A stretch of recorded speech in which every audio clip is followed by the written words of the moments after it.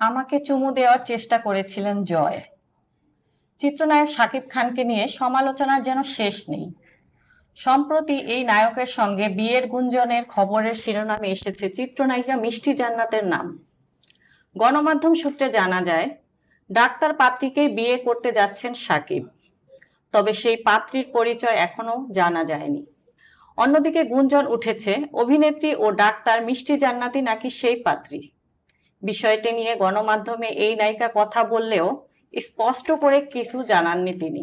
আর এতেই চটেছেন অভিনেতা ও উপস্থাপক শাহরিয়ার নাজিম জয়।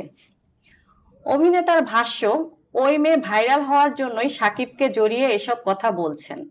শাকিব খানের সঙ্গে বিয়ে হলেও সেটা টিকবে না।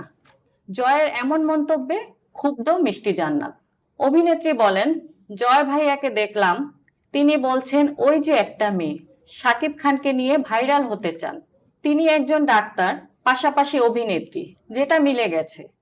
তাদের বিয়ে হলেও সেটা টিকবে না। এটা উনি কিভাবে জানলো, কিভাবে বলল, এটা আমার প্রশ্ন।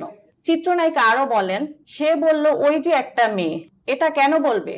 আমি কষ্ট পেয়েছি। যদি সে সিনিয়র না হতেন তাহলে তাকে ধরে থাপড়াতাম। তার প্রোগ্রামে গেলেও এমন করে। আমাকে অফ স্ক্রিনে চুমু দেওয়ার চেষ্টাও করেছেন তিনি। আমার কাছে সেসবের ভিডিও আছে।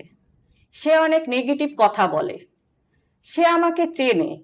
গত পরশুদিন আমাকে টেক্সট করে বলেছে, মিষ্টি কোথায় আছো, চলো লং ড্রাইভে যাই। অথচ এমন একটা ভাব নিল সে আমাকে চেনেই না। উল্লেখ্য, মিষ্টি জান্নাত 2014 সালে লাভ স্টেশন সিনেমার মাধ্যমে শুরু করেন রূপালী পর্দার ক্যারিয়ার। এরপর নিয়মিত কাজ করছেন সিনেমায়।